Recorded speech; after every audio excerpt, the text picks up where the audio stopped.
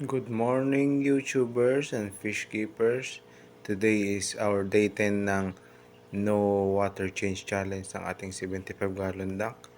Today nagpakain tayo ng duckweed sa ating isda. Gustong gusto nila duckweed. Ayun yung duckweed natin. Yan. Organic naman tayo ngayon. Hindi ko sila pinakain ng feeds.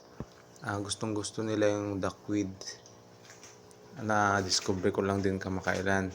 So far, buhay naman ng ating 20 goldfish, 6 angel fishes, at 4 Siamese algae eater, at ang ating mga magugulong gurami na 4. Ayaw nila matulog, galaw ng galaw. Buhay na buhay pa rin sila. Mukha naman silang healthy lahat. Ang clarity ng tubig natin, around 95%. Malinaw siya kaso since galaw ng galaw tong mga guraming mga yan, nabubulabog yung substrate. Yun, medyo minsan nagiging cloudy. Pero overall, malinaw naman siya. Yung filter natin, ang bilis dumumi. Pang 3 days ngayon, ang dumi na agad. Kailangan ko ng linisan. Tapos nagdagdag tayo ng sibuyas, bawang sa ating filter yan. Tumubo na.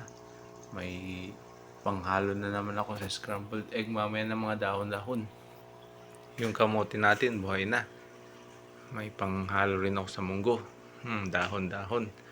Ngayon pala nagdagdag tayo ng halaman ulit. Ito. Yung parang snake plant tapos itong violet. May damo. Tapos ngayon nagdagdag tayo sa ating tank ng halamang damo na panglupa. In-experiment ko lang siya. Tignan ko kung mabubuhay siya sa tubig.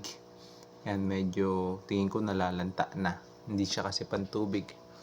Yan, kain pa rin sila ng kain ng duckweed. Kung gusto nyo makatipid sa feeds, mag-culture lang kayo ng duckweed. Ipakain nyo sa kanila. Pag no choice sila, kakainin naman nila talaga. Yun lang po sa day 10 ng ating no water change challenge. Mamaya, magre-refill na naman ako ng isang pitchil na tubig kasi bumaba na naman yung tubig nila. Yan. Happy fish keeping po. Thanks for watching guys. Yun lang po for today.